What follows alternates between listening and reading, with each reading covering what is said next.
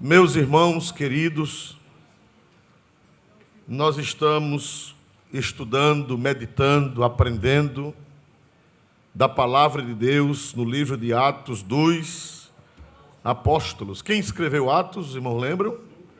Lucas, o evangelista São Lucas. São Lucas não era apóstolo, ele era evangelista, porque ele não fazia parte dos 12. Ele não fazia parte dos 12 apóstolos, e o Senhor, ele acompanhou o apóstolo Paulo, era discípulo do apóstolo São Paulo, e Deus o usou para escrever o Evangelho de Lucas e escrever o livro de Atos dos Apóstolos. Meus irmãos, nós estamos meditando na pregação de Pedro, no dia de quê, meus irmãos? Pentecoste. E nós vimos que a pregação era uma pregação cristocêntrica. Diga comigo. O que quer dizer uma coisa cristocêntrica? Cristo é o centro. Uma igreja que Cristo não é o centro, ela não é igreja. A igreja só é igreja se ela for cristocêntrica. O louvor é para Jesus, a glória é para Jesus, a adoração é para Jesus, a pregação é sobre Jesus, o louvor é para Jesus, a oração é para Jesus, tudo é para nosso Senhor e Salvador Jesus Cristo. Então esta igreja, ela é cristocêntrica. Meus amados irmãos, e nós vemos que Pedro pregou um sermão cristocêntrico, porque o Espírito Santo veio, e o Espírito Santo veio para glorificar quem? Para glorificar quem? Jesus disse, falando do Espírito Santo, Jesus disse, quando ele vier, ele me glorificará. E ele testificará de mim, disse Jesus. O Espírito Santo não veio para falar de si mesmo. O Espírito Santo não veio para glorificar a si mesmo. Mas o Espírito Santo veio para falar de Jesus, para apresentar Jesus e para que Cristo seja conhecido, amado, glorificado e servido na terra. Então, irmãos, por isso que quando Pedro prega no dia de Pentecostes, quando termina a manifestação da glossolalia, quando termina aquela manifestação da glossolalia e aquelas manifestações divinas, né? Glória a Deus. Então nós vemos que Pedro teve ali glossolalia e teve xenoglosia. Glória a Deus. Então Pedro ali levanta, param as línguas e Pedro vai fazer o quê? Pregar a palavra. Falando de quem? De Jesus. Amém? Para que é que nós somos cheios do Espírito Santo? Para que é? Nós aprendemos. Para que é que nós somos cheios do Espírito Santo? Para falar de quem, meus amados irmãos? De Jesus. Falar de Jesus. Muito bem. Então, irmãos, a Bíblia diz que Pedro fez o sermão. Pedro falou primeiro que Jesus foi aprovado por Deus, nós já estudamos isso. Jesus foi aprovado por Deus com muitas maravilhas, com muitos sinais. E Jesus disse ao povo, vós bem sabeis disso. Por que Pedro disse, vós bem sabeis disso? Porque aquele povo que estava em Jerusalém, eles conheciam os milagres de Jesus. Pedro falou da morte de Jesus. Estão lembrados que Pedro falou da morte de Jesus? Pedro disse, vocês mataram a Cristo por mãos injustas. Vocês mataram, vocês rejeitaram o Senhor da vida, o Senhor da glória, e vocês mataram, vocês crucificaram. Depois Pedro falou que enquanto Jesus estava na cruz, Pedro disse que, eu já li, não vou meditar mais, porque nós falamos isso claramente semana passada. Nós vimos que Pedro disse que Jesus, durante os 3 dias que ficou morto, seu corpo ficou aonde? Me ajudem. Seu corpo ficou onde? Na sepultura, no túmulo. Mas o seu espírito, a sua alma, desceu às partes mais baixas de quê, meus irmãos? Da terra. E foi lá para o Hades. Ele foi lá para o inferno, que hoje o pessoal não quer mais chamar de inferno, chama de mansão dos mortos, né? Depois de alguns concílios que houve em algumas igrejas, mudaram as terminologias, e hoje não é mais Hades nem inferno. Mas no credo apostólico diz, desceu aos infernos. E o que foi que ele foi fazer lá no inferno? Ele foi ser queimado no fogo, foi lá pagar nossos pecados lá no inferno, não. Nossos pecados foram pagos onde? Na cruz. Ele foi lá proclamar, porque havia o lado dos perdidos, nós vimos isto, foi assim ou não foi? E havia o lado de quem? Dos que estavam esperando Cristo, desde Adão, desde Eva, desde Abel, desde quem mais? Sete, Enos, Noé, todo aquele povo, os patriarcas, os profetas, os santos, as santas de Deus, eles iam também para baixo, eles iam também para o inferno, para o Hades, mas eles ficavam no lado chamado seio de quem, meus amados irmãos? De Abraão. E a Bíblia diz que o lado do inferno propriamente dito, onde ficavam os perdidos, ficava mais abaixo. Porque o rico, a Bíblia diz que o rico, para ver Abraão e ver Lázaro, teve que fazer o que, irmãos? Levantar os olhos, olhar para cima. Mas só que quando Cristo foi para lá, que Cristo proclamou a sua morte, que Cristo proclamou que pagou o preço, que Cristo proclamou que ele era o esperado e o anunciado pelos profetas, a Bíblia diz que quando ele ressuscitou, depois de 3 dias, ele levou consigo, ele levou cativo o cativeiro. Aqueles espíritos dos justos que estavam em cativeiro, a Bíblia diz que ele arrancou de lá de baixo e levou para o paraíso celestial. Quem pode dizer glória a Deus por isso? Hoje quem morre não desce mais. Hoje quem morre sobe para onde? Para o paraíso, que é chamado na Bíblia de terceiro céu. Isso não vamos estudar hoje, porque o Senhor nos deu a graça de estudar cabalmente na semana passada. Aí Pedro diz agora que Cristo ressuscitou. Glória a Deus. Versículo 32, por gentileza. De sorte que, exaltado pela destra de Deus, e tendo recebido do Pai a promessa do Espírito Santo. 32. Você leu 33. 32. Deus ressuscitou a esse Jesus, do que todos nós somos testemunhas. Quem pode dizer amém, irmãos? Isto aqui também, pela graça de Deus, nós falamos semana passada. Depois que Jesus passou 3 dias, seu corpo no túmulo e a sua alma no Hades, então Jesus subiu ao céu, ressuscitou glorioso, subiu ao céu e levou consigo as almas dos justos para o paraíso celestial. E ele foi para onde? Ele foi assentar-se aonde? Me ajude. Jesus subiu, os outros ficaram no paraíso. Abraão, Isaac, Jacó, Adão, Eva, Abel, Sete, Enos, Isaías, Jeremias, Amós, Oséias, os reis piedosos de Israel, os santos, Débora, as santas de Deus, Ruth, Noemi e tantas santas mulheres, todos os salvos ficaram no paraíso. Quem diz amém? Amém. Mas Jesus subiu mais um pouquinho, aleluia. Amém. Glória a Deus, todos estão no paraíso, mas o único que foi elevado, exaltado acima de todos, quem foi, meus amados irmãos? Jesus. Vamos ver aí o 33, o 32 e o 33.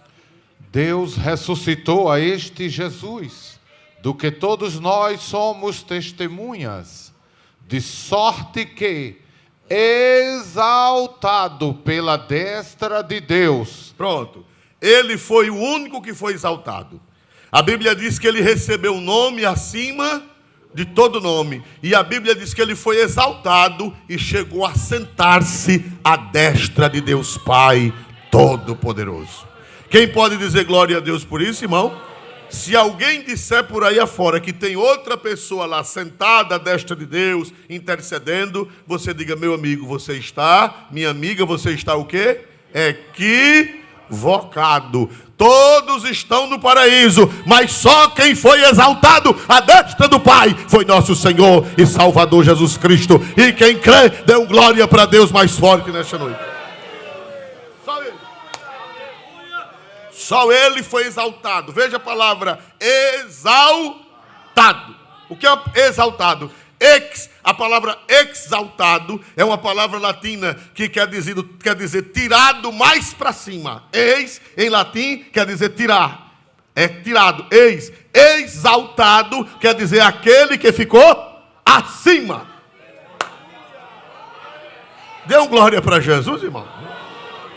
Nem São Benedito foi exaltado, nem São Severino do Ramo, nem São José, nem a bendita Virgem. Só quem foi exaltado e assentou-se à destra de Deus foi nosso Senhor e Salvador Jesus Cristo. Dê um glória para Deus e balance a sua mãozinha, porque toda honra, toda glória e todo louvor é para Ele, porque só Ele foi exaltado.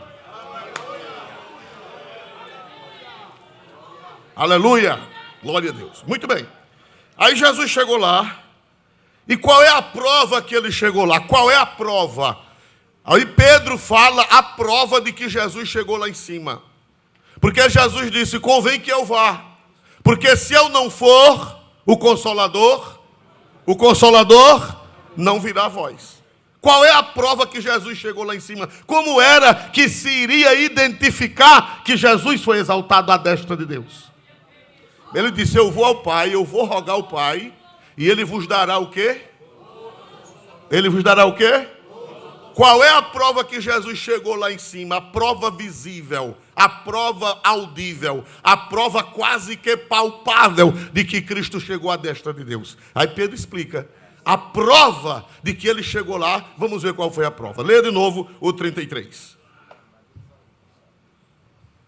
De sorte que, exaltado pela destra de Deus, e tendo recebido do Pai a promessa do Espírito Santo, derramou isto que vós agora vedes e ouvis. Qual foi a prova? A evidência de que Jesus chegou lá em cima à destra de Deus. Qual foi a prova?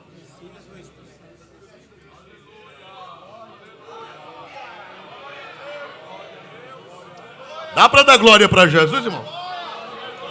Toda vez que Jesus batizar no Espírito Santo, é uma prova que ele está exaltado, assentado à destra de Deus Todo-Poderoso. É a evidência. Aí Pedro diz categoricamente, ele diz que coisa linda, irmão, esse versículo. Ele diz: de sorte que, exaltado pela destra de Deus, e tendo recebido do Pai o quê? A promessa do Espírito Santo, derramou isto que agora vós vedes. E o que, meus amados irmãos? E o que, meus amados irmãos? Então tem coisa que é para ver e tem coisa que é para ouvir. O batismo com o Espírito Santo, pastores, é a prova de que Jesus chegou à destra de Deus. Você pensa que o batismo santo com o Espírito Santo é brincadeira? O batismo com o Espírito Santo, aquilo que você vê e aquilo que você ouve. Aí tem gente que diz assim: não, mas todo mundo tem o Espírito Santo. Sim, eu sei que tem. Todo salvo tem o Espírito Santo.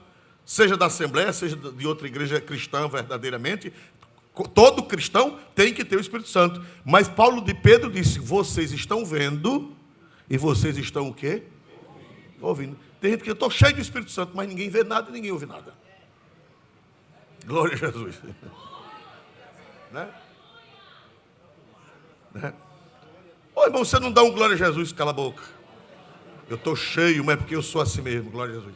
Ninguém vê nada e ninguém ouve nada. Mas Pedro disse que vedes. Uma igreja cheia do Espírito Santo se vê e se ouve.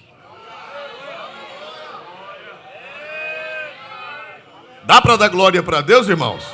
Uma igreja cheia do Espírito Santo. Pedro diz que vedes conforme vocês estão vendo e conforme vocês estão. O que foi que eles viram e o que eles ouviram? Aquele povo que estava ali. Foi que eles viram e ouviram.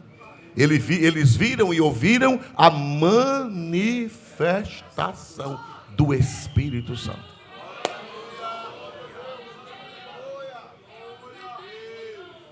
É verdade que nem todo barulho é sinal de espiritualidade. É verdade. Tem gente que é uma lata velha batendo, né? Tem gente que é o papagaio da irmã Minervina.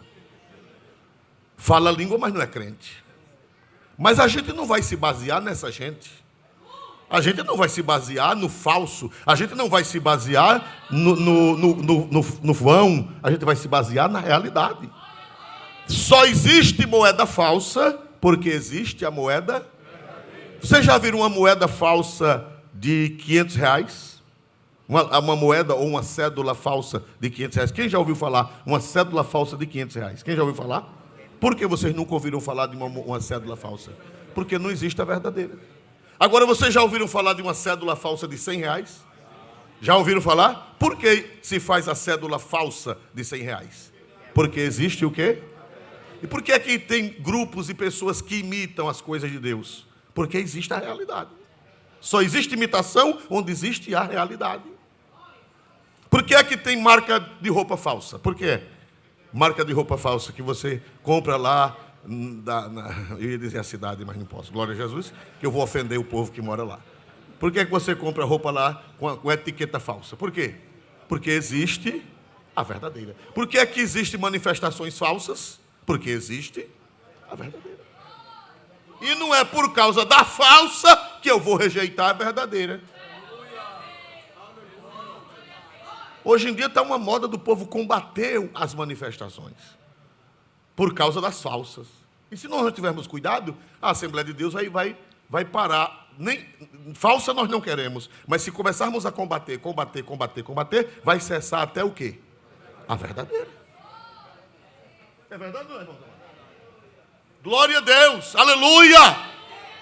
Pedro disse, olha, a prova que ele foi exaltado, a prova que ele chegou lá, a prova que ele está sentado à destra de Deus, é este derramamento do Espírito Santo, é a promessa do Pai, que vocês estão vendo e que vocês estão ouvindo.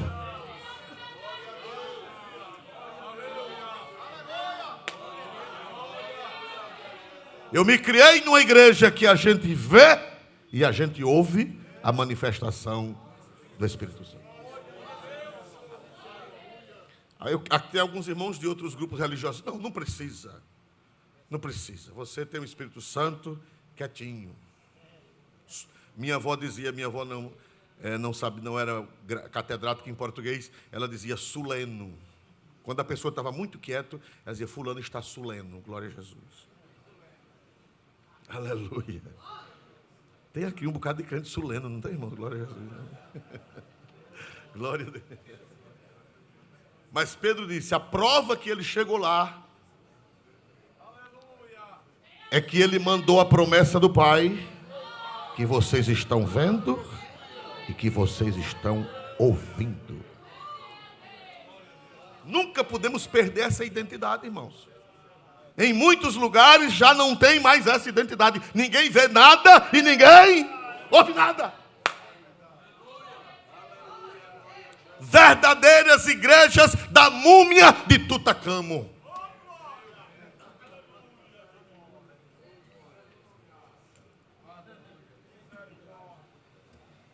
Aleluia. Múmia de Tutacamo, te acorda. Te levanta. O sumo sacerdote morreu, ressuscitou, subiu, está sentado à direita de Deus. E a prova que ele chegou lá é a promessa do Espírito Santo que está sendo derramada, que vocês veem e ouvem.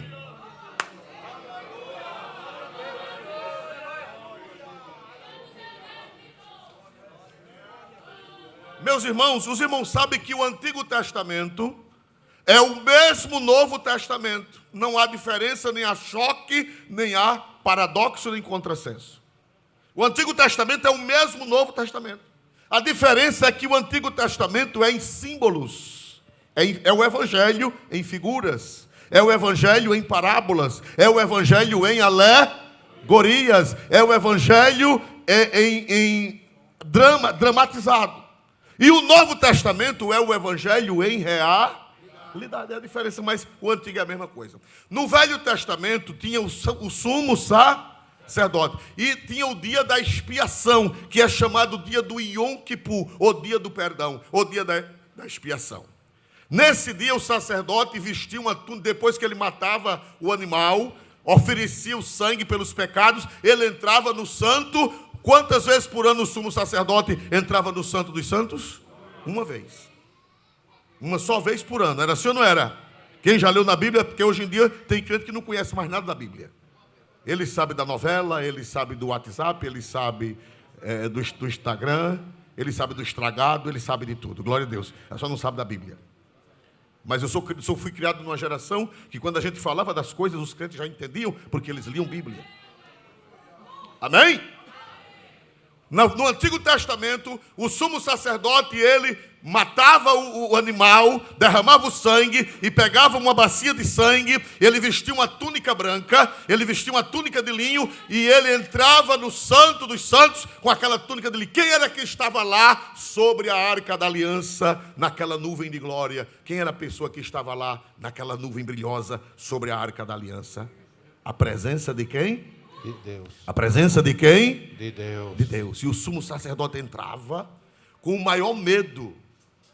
Com o maior medo. Ele entrava com medo. Por quê? Porque se ele tivesse despreparado, o que era que poderia acontecer com ele? Se ele entrasse lá naquela uma vez por ano, no dia da expiação, no dia que oferecia o sacrifício pelo pecado de toda a nação. Então ele entrava com medo, porque se ele não estivesse preparado, ele poderia ser o quê, meus amados irmãos? Morto. Na presença de quem? De Deus. E como era que o povo que estava lá fora saberia? Como era que o povo que estava lá fora saberia que o sacerdote estava vivo, se ninguém podia entrar? Só quem podia entrar era o sumo. E ele entrava e o povo ficava do lado de fora orando, meu Deus, para Deus aceitar aquele sacrifício, para Deus aceitar aquela expiação, para Deus aceitar aquele holocausto do dia da expiação. Ele entrava com a bacia de sangue para aspergir a tampa da Arca da Aliança, que era o propiciatório. E ele entrava ali com incensário, uma bacia de sangue, e se tremendo, glória a Deus, mas tinha um sinal de que ele estava vivo lá dentro e que Deus tinha aceitado o sacrifício. Havia um sinal que o povo lá de fora ouvia, que o sacerdote estava vivo e que Deus tinha recebido o sacrifício. Quem sabe dizer o que era que eles ouviam do lado de fora? O que era que eles ouviam, meus irmãos? As campainhas. Pastor Isoldo, campainhas, sim. E essas campainhas, elas ficavam na bainha da veste do sumo sacerdote. Vamos para a Bíblia. Glória a Deus. Livro de Êxodo 28. 33 a 35, se eu fosse você, eu marcaria na minha Bíblia. Livro de Êxodo, segundo livro da Bíblia, 28, 33 a 35. Êxodo 28. Êxodo é o segundo livro da Bíblia. Êxodo 28, 33 a 35. Por favor. E nas suas bordas farás romãs de pano azul, e de púrpura, e de carmesim, ao redor das suas bordas, e campainhas de ouro no meio dela ao redor. 34. Uma campainha de ouro e outra romã. Outra campainha de ouro e outra romã haverá nas bordas do manto ao redor. Prossiga. E estará sobre Arão quando ministrar, para que se ouça o seu sonido quando entrar no santuário diante do Senhor e quando sair, para que não morra. Vocês entenderam essa leitura? Na bainha da túnica de linho do sumo sacerdote, Deus mandou fazer romãs de lã. Quem conhece romã? Pastor, que romã é essa? Quem já viu um fruto chamado romã? Quem já viu esse fruto chamado romã? Que serve para gargarejo. Quando a pessoa está com pigarro, faz um líquidozinho de romã e faz um gargarejo. É aquela fruta. Só que lá em Israel, irmão, elas são enormes. Aqui no Brasil elas são bem mirradas, são pequenas. Mas lá em Israel é cada romã enorme. Romã é comum lá. Então Deus mandou fazer romãs de lã. E Deus mandou fazer campainhas de ouro.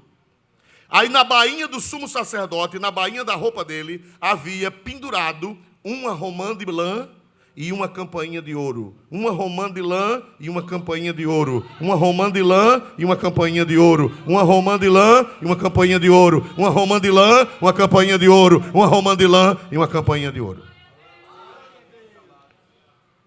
Quando, pastor, e o que é que significa essas romãs? E o que é que significa essas campainhas? Essas campainhas, elas representam, a romã é um fruto. Então, a romã representa o fruto do Espírito Santo. Quantos são os aspectos do fruto do Espírito Santo em Gálatas 5:22? 9. O amor, a alegria, a paz, a benignidade, a bondade, a fidelidade, a mansidão, O gozo. a fidelidade e o domínio próprio, a temperança. 9 romãs. E quantos são os dons espirituais de 1 Coríntios, capítulo 12? Quantos são os dons espirituais de 1 Coríntios, capítulo 12? 9. Então, 9 frutos e 9 sinos, 9 campainhas. O que é que significa isso? Que o Espírito Santo, ele traz para a igreja o fruto da santificação e ele traz os dons. A campainha representa o fruto. E as romãs representam o fruto. E as campainhas tocando representam os dons do Espírito que estava na túnica do sumo sacerdote. Quando ele entrava, irmão, ninguém podia entrar, só quem podia entrar era ele.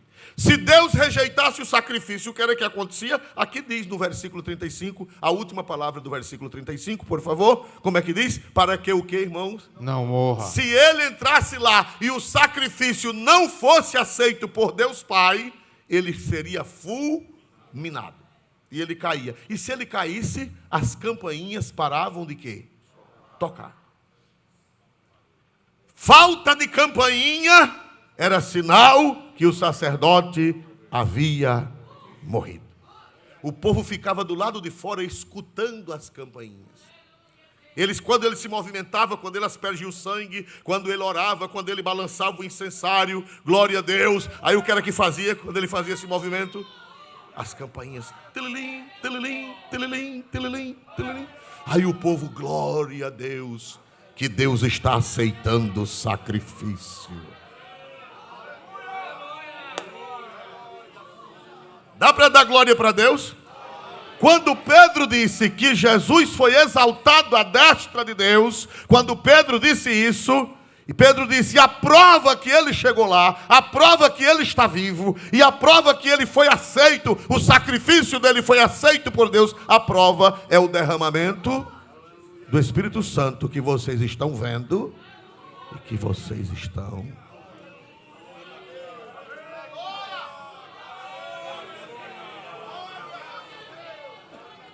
Quando Jesus batiza com o Espírito Santo e quando os crentes estão falando língua, são as campainhas de Deus que estão tocando e a igreja diz, o sacerdote está vivo, o nosso sumo sacerdote está vivo, o nosso sumo sacerdote está vivo à direita de Deus, intercedendo.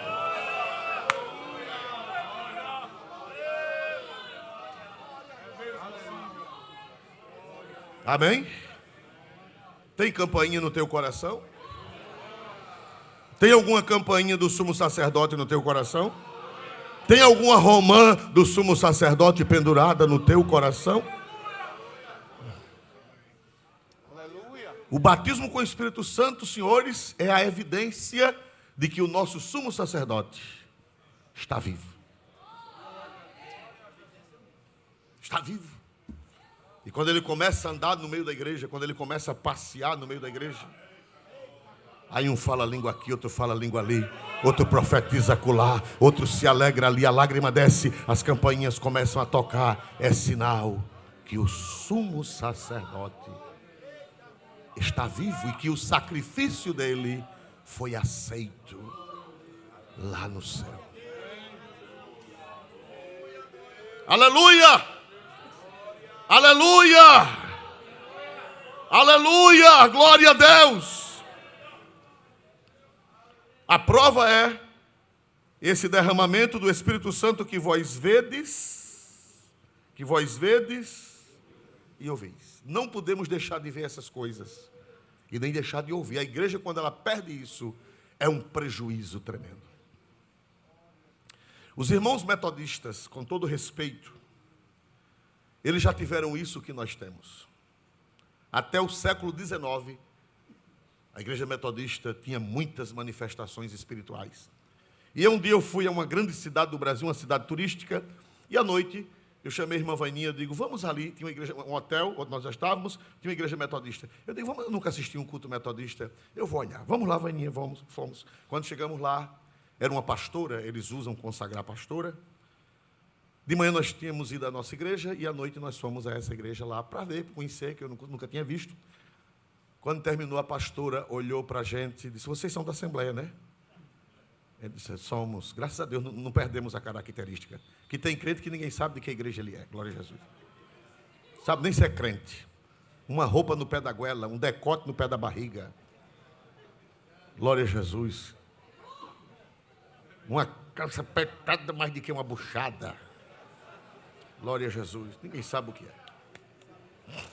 Mas ela olhou para a gente, estava eu, o pastor Wilton, irmã Vaninha, irmã Berenice. Ela chegou para a gente e disse, olhe, a irmã Vaninha lembra.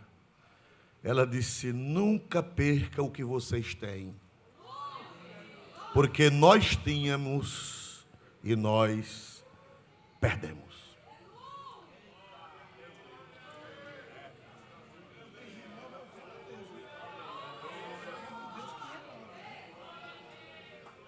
Aleluia. Aleluia. Quem dá glória para Jesus? Quem não quer perder essa voz? Quem não quer perder essa campainha? Quem não quer perder a presença, a unção e a glória do Espírito Santo na igreja?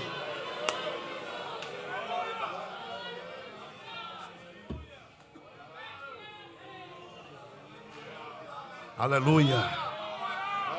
Aleluia, se eu fosse você eu dava glória para Jesus e dizia, Jesus, não deixa a Assembleia de Deus perder as campainhas, perder as romãs. Qual é mais importante, as campainhas ou as romãs? Me ajudem. Os dois são indispensáveis, porque era uma campainha, uma romã, uma campainha e uma romã, está na Bíblia. Nem pode desprezar os dons e nem pode desprezar o fruto. Não pode desprezar nem os dons, nem o fruto do Espírito Santo. São inseparáveis. A santidade verdadeira, que são os frutos, ou o fruto do Espírito, e a manifestação, a campainha. É um equilíbrio. Porque se você só tiver campainha, está ruim. É uma lata batendo. E se você também só tiver romã, está faltando as campainhas. Deus quer que você tenha equilíbrio. Deus quer que você tenha os dois equilibrados. Fruto e dons. Dons e frutos. Quem diz amém? Amém. Irmãos, quando Pedro acaba de pregar, aí Pedro diz assim, mas ele ainda disse assim, porque Davi, versículo 34, por favor. Porque Davi não subiu aos céus, mas ele próprio diz, disse o Senhor ao meu Senhor, assenta-te à minha direita. Para aí, quem foi que esse Senhor que disse ao outro Senhor? Davi disse o Senhor a meu Senhor. Quem são esses dois senhores? Vamos usar essa expressão. Quem são essas duas pessoas? O Senhor Pai, o Senhor Filho. O Pai, o Senhor disse, Davi disse o Senhor a meu Senhor. Davi chamou Jesus de meu Senhor. Disse o Senhor a meu Senhor, assenta-te à minha direita. Eita, e Deus Pai não disse isso a mais ninguém. Só disse ao Filho.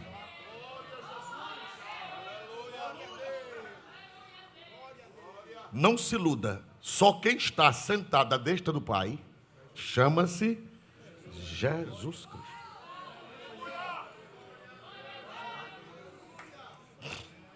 Tem uma cidade aqui no Brasil que tem uma idolatria muito grande. Eu não vou dizer o nome da cidade para não ofender as pessoas que moram lá. E eles têm um bonequinho da Trindade. Eles têm um bonequinho da Trindade.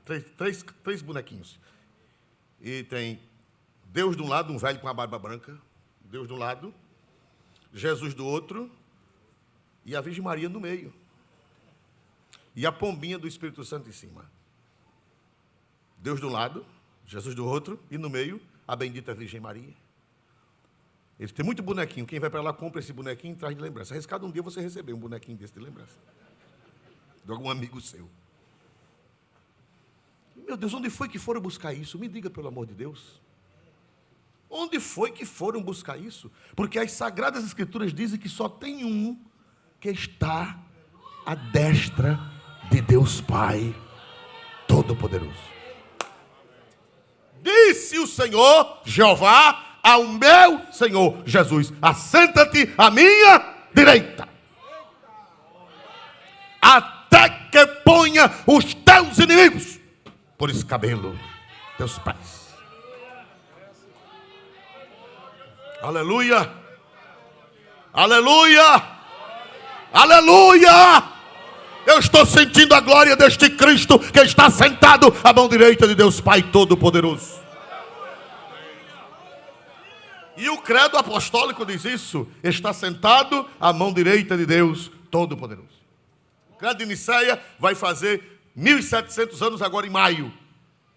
O credo de Nicéia vai fazer 1700 anos agora em maio, no dia, salvo me engano, não sei se dia 25 de maio, ele completa 25 de maio, ele completa 1700 anos, quando a igreja se reuniu para combater a doutrina de Ário. O arianismo ficou definido lá no credo de Nicéia, conforme a Bíblia, que Jesus Cristo é o único que está sentado à mão direita de Deus Pai e está intercedendo por nós.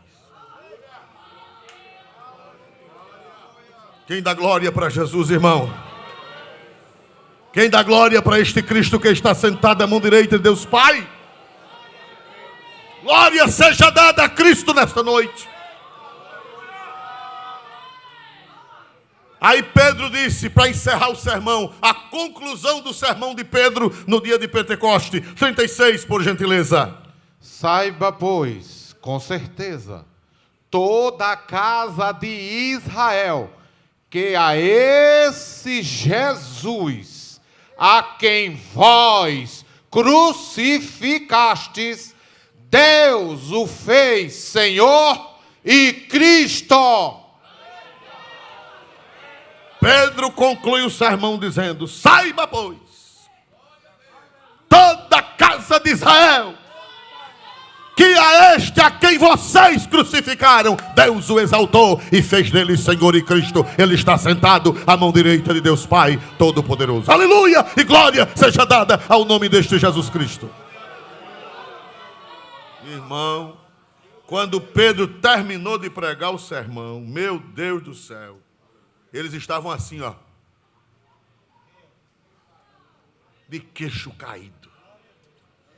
Mas como é que pode esse camarada que há poucos dias negou Jesus, diante de uma criada? Como é que pode esse Galileu? Os galileus eram pessoas incultas.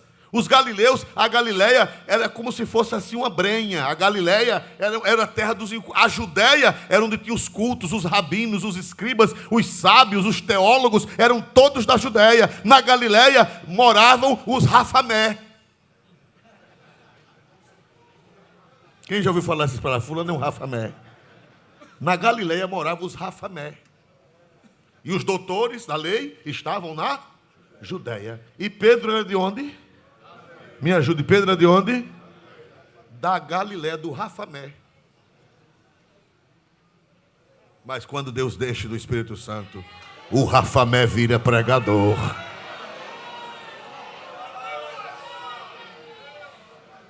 Irmão, eu nunca vi um sermão tão bem feito como esse de Pedro. É um dos sermões mais belos e mais bem elaborados das Sagradas Escrituras. É este sermão de Pedro. O Rafamé estava entusiasmado, cheio, tomado, virou teólogo. Porque isso aqui é uma teologia profundíssima. Isso aqui é uma arrumação teológica que não é toda a cabeça que tem condições de fazer uma arrumação teológica dessa, não. Só pelo poder de quem? Pelo poder de quem? Uma arrumação teológica dessa na cabeça de um homem da Galileia. Porque tem gente que faz um sermão sem pé, sem cabeça, sem meio, sem fim. Quando termina você diz, meu Deus, que sangangu foi esse? Não é assim? Né? faz uma doidice, uma mistura, depois diz até doidice, o homem foi pregar e disse: ei, Nicodemos, desce daí, Nicodemos, desce daí, Nicodemos. Aí um irmão disse: irmão, não é Nicodemos, não é Zaqueu. Esse, desce daí, Nicodemos, que esse lugar é de Zaqueu. Desce. Pregador doido, sem juízo. Aleluia. Mas Pedro fez um sermão com começo, com introdução, começo, meio, fim e conclusão. O Rafamé da Galileia.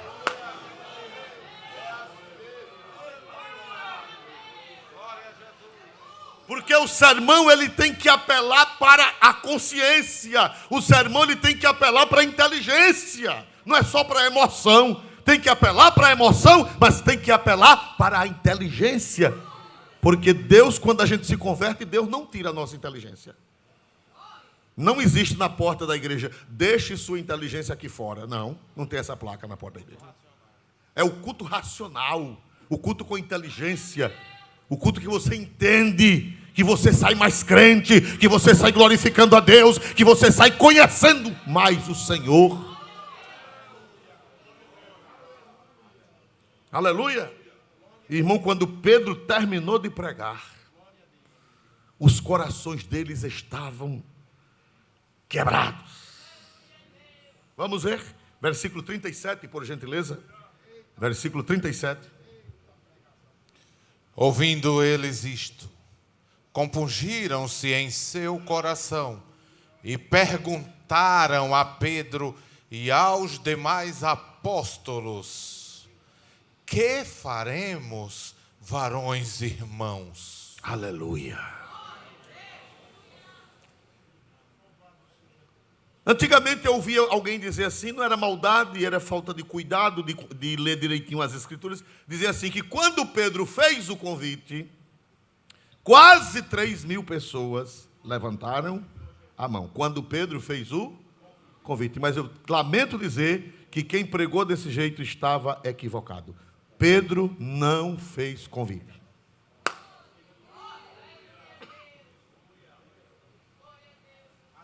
Por que não fez convite?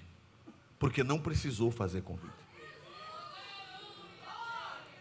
O povo estava querendo, o povo estava sedento, o povo estava ansioso para aceitar este Cristo como Salvador. Não foi Pedro quem perguntou quem quer aceitar Jesus, foi o povo quem perguntou a Pedro: Pedro, que faremos? Eles interromperam a pregação. Pedro, o que é que a gente deve fazer? Em outras palavras, ele estava dizendo: ainda tem jeito para a gente, ainda tem remédio para a gente, ainda tem solução para a gente. Pedro disse: tem, arrependei-vos.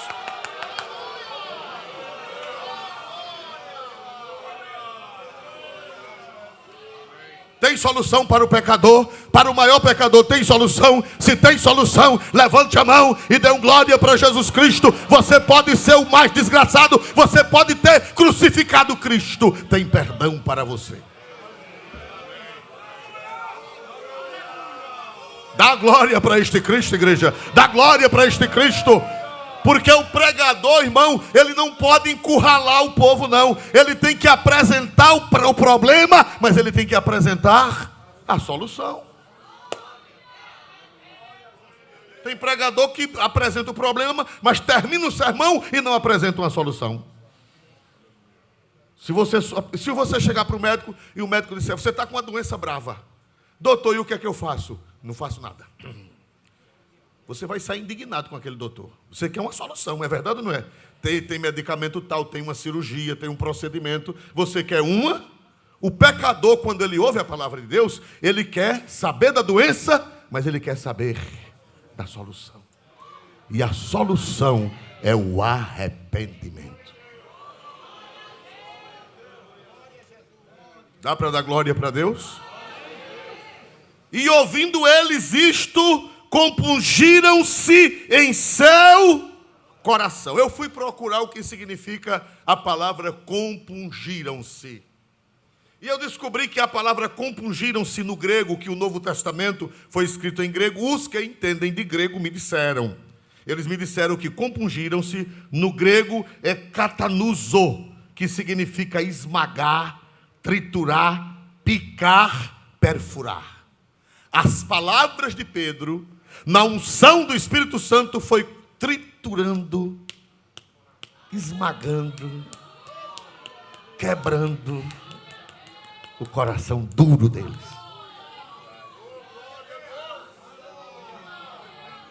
Compungir quer dizer triturar, compungir quer dizer esmagar, compungir quer dizer perfurar.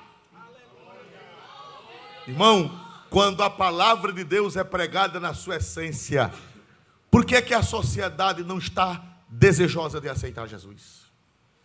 Porque talvez esteja faltando pregação e unção. Porque se houver pregação e oração, vai haver compulsão, vai haver compungimento, vai haver quebrantamento.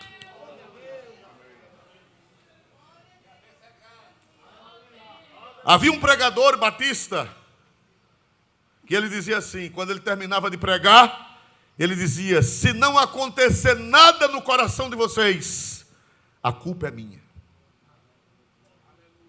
Porque tem gente que bota a culpa do povo, né? O povo tem um coração duro. O povo tem um coração duro porque está faltando quem pregue a palavra que esmague, quem pregue a palavra que perfure, quem pregue a palavra que triture.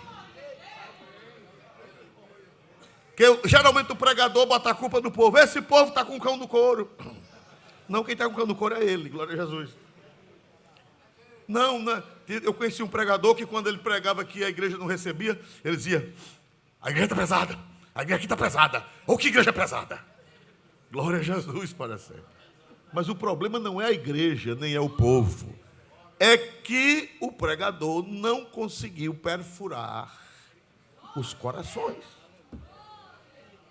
Por isso que o pastor, quando terminava o culto, que ele dizia assim, ele dizia: se por acaso não houver efeito no coração de vocês, ele dizia: a culpa é minha.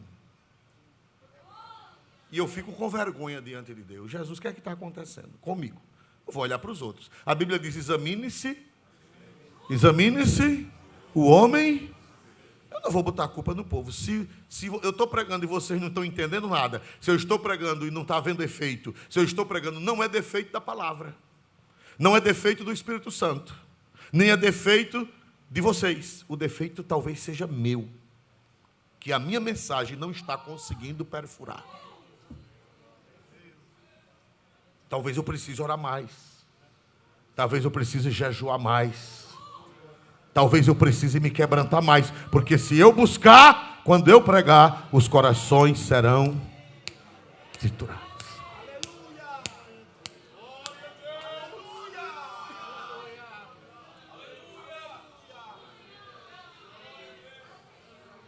Deus ainda pode fazer esse negócio? Deus ainda pode fazer? Deus ainda pode fazer esse negócio, irmão? Nós precisamos ver pregações que compunjam, que triturem, que perfurem, que esmaguem os corações.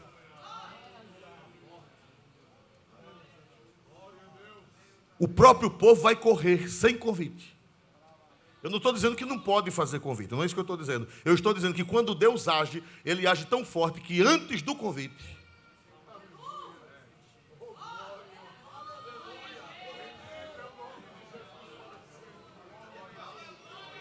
eu já vi isso, eu já vi.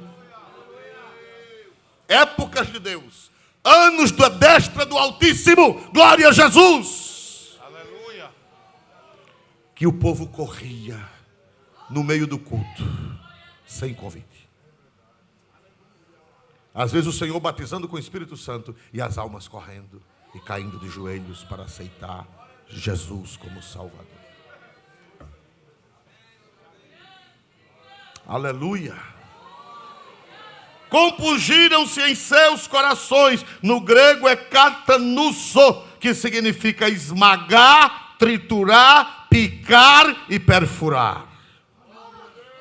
Quando a palavra de Deus é pregada na direção do Espírito Santo, quando a palavra de Deus é pregada com a unção do Espírito Santo, ela vira uma marreta Vamos ver isso em Jeremias 23 e 29. Jeremias 23 e 29.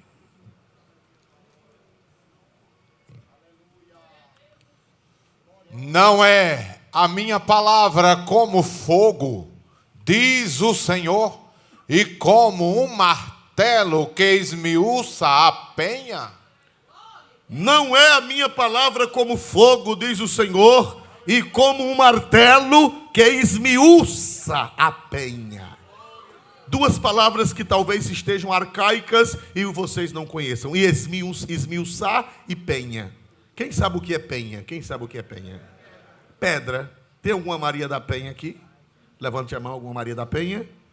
Se você é Maria da Penha, é Maria da Pedra. Penha quer dizer pedra. E esmiuçar, quem sabe o que é? Esmiuçar, esmiuçar. Quebrar, triturar, esmiuçar. Esfarelar. Não é a minha palavra como fogo, diz o Senhor, e como martelo que esmiuça a rocha, a penha, a pedra. Quando eles gritaram, crucifica, crucifica, Pilatos disse, fazia 50 dias que havia acontecido isso. Pilatos disse, quem é que vocês querem que eu solte? Jesus ou Barrabás? Eles gritaram quem? Barrabás, porque o coração deles estava o quê? Duro como uma pedra. Mas no dia de Pentecoste, com a palavra de Pedro,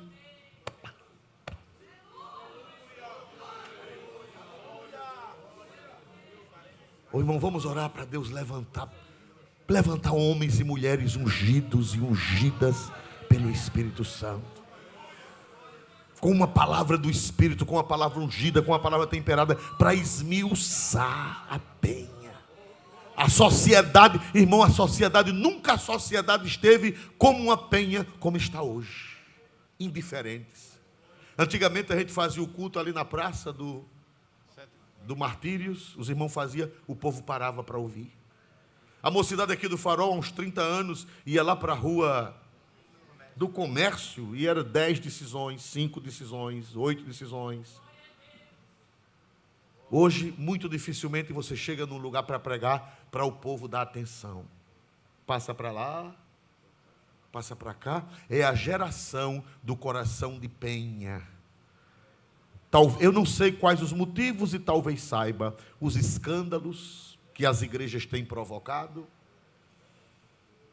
Tira a admiração, tira o respeito.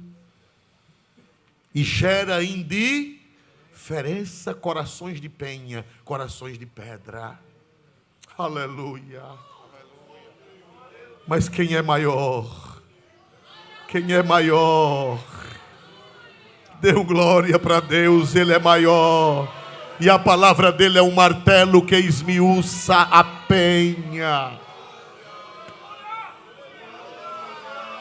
Eu ainda creio que o martelo de Deus vai descer na terra antes do arrebatamento da igreja. Quem crê que a marreta de Deus vai descer, dê glória para Jesus, o Espírito Santo. Ele vai descer com a marreta e muitas penhas serão esmiuçadas.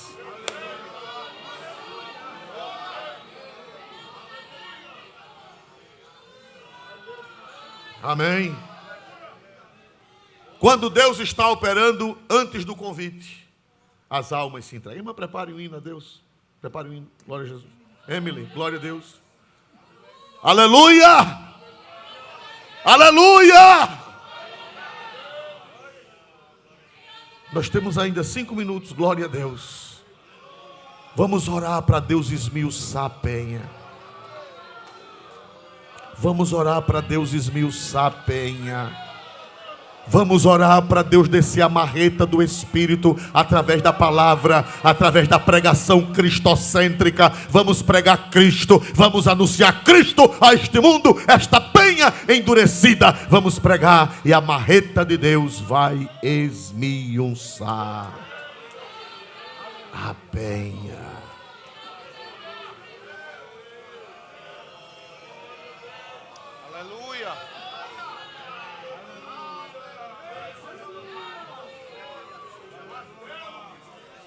Dê glória para Jesus, irmão.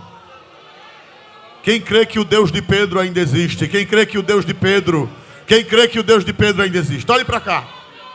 O que foi que Jesus disse a Pedro? Dar-te-ei as chaves do reino. Naquela noite, ou naquela manhã, Pedro usou o quê? A chave. Quando ele abriu a porta, qual foi a chave que abriu a porta para 3.000 almas? A chave foi a palavra.